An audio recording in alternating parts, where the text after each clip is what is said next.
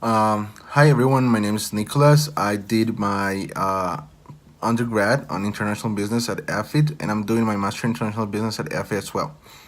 I did my internship last year in the Inter-American Development Bank, and by casualty, it happens to be a year while Donald Trump was elected president against Hillary Clinton.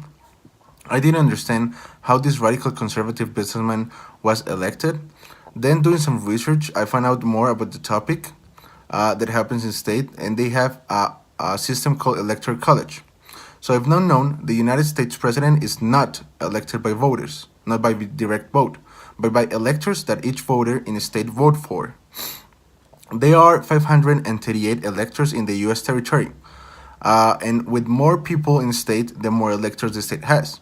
For example, Texas has approximately 25 million people. Therefore, they have 38 electoral college votes. While, for example, Delaware has a population close to a million people and it only has 3 electoral college votes. A quick description of why this is implemented in the US. This system was established in the 18th century to ensure regional balance. It was impossible for a candidate with a large amount of support in only one region to overwhelm the vote of the entire nation. This was mainly because of the national campaign was impossible at that time because of the difficulty of the communication and the size of the country, and remembering that because the South and the North USA was divided at the time, some states had more population than others, giving more power on the popular vote. And before the Civil War, this may have been a very good political strategy to elect a president who will fight and help every single people in the country and not only a single region or state. But isn't it amazing nowadays that the most democratic republic in the world, USA, on the 21st century, the winning candidate might get fewer popular votes? Indeed, it is. Since 1804, 5 presidents have been elected this way and did not win the popular vote. Sadly, 2 of them on the 21st century.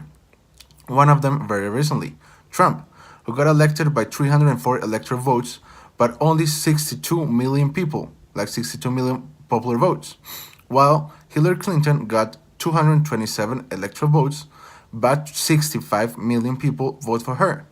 So even though Hillary got more than 3 million popular votes, because of the Electoral College system, Donald Trump was elected as president. So as a research question, I was wondering the possibility of changing the Electoral College vote to a popular vote in the USA. I found some interest articles in the database, and they have some possibilities to do it and the implications of doing it. I want to tell you the one that was most interesting. First of all, this is one of the most difficult things to do. The Electoral College, after all, is treasured in the Constitution of the United States of America, which means it requires a constitutional amendment, making a voting as 2/3 votes in both the House and the Senate, and then the ratification of 3/4 of the 50 states, meaning 38 states voting yes for this constitutional amendment. But nothing is impossible. From the article that I found a very interesting way of not changing the constitution, but changing the electoral college vote, known as the National Popular Vote Interstate Compact.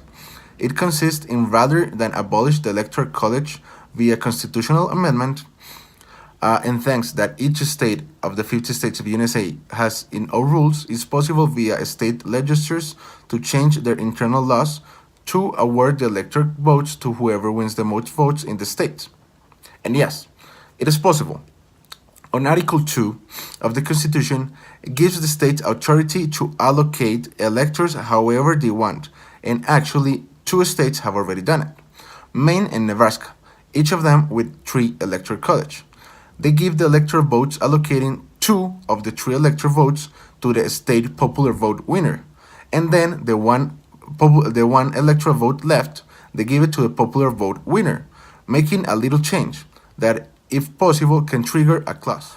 Because as soon as more states have joined the compact and then count for numbers that states with more than 270 electoral votes, each of the state laws is activated for the popular vote, and in the next election, those states will throw the votes to the popular winner. And no mattering of how other states do or act, The new president will certainly be determined by the balance of direct votes. Is it easier to change the law inside a state than the Congress? Of course it is. This is not a prompt solution, it's not very easy to accomplish. To change a state law is a long distance. But the good news is for the 2020 agenda, for 10 states, this compact is part of the agenda. So we'd hope they approve it for the next elections, and we can see, if possible, if they change a little bit the Electoral College votes and not happen again with the Donald Trump and Hillary Clinton election. That's it for it. That's one of the like the options. There's more. I hope you like this topic as much as I did, and it helps we can discuss the other things and more of this topic in the face-to-face sessions in 2 weeks.